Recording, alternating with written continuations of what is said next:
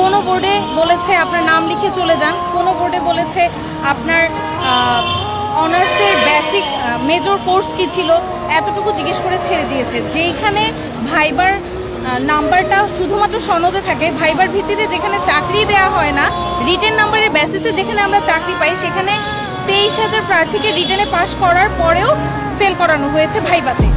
আর যারা অনুপস্থিত ছিল, যাদের সার্টিফিকেট ইস্যু আছে, তাদের ফেল করানো যৌক্তিক, কিন্তু যারা রিটেন পাস করে ভাইবাতে মোটামুটি পরীক্ষার আনসার দিয়েছে, প্রেজেন্ট ছিল, তাদের কিসের ভিত্তিতে এনটিআরসি ফেল দিল এটা জানার অধিকার এই 20,000 প্রার্থী, 20,000-এরও বেশি প্রার্থীর আছে। কারণ আমরা 350 টাকা দিয়ে ফর্ম ফিল আপ করে প্রতিবার পরীক্ষা দিই। 2 বছর প্রিলি, রিটেন, ভাইবা সব কিছু মিলে আমাদের 2 বছরের অধিক সময় নিজেদের জীবন থেকে চলে যায়। সেক্ষেত্রে এনটিআরসি প্রতি বছরই কিছু শূন্যপদ খালি রেখে এই ধরনের ব্যবসা নিয়োগ বাণিজ্য যদি করে, তাহলে অনেক ভুক্তভোগী হচ্ছে জীবন থেকে অনেকটা সময় হারিয়ে ফেলে, সময়, শ্রম, মেধা। আর এই কারণে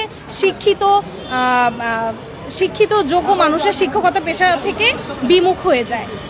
এনটিআরসি এর এই ধরনের ব্যবহার আসলে পরিবর্তন করা জরুরি।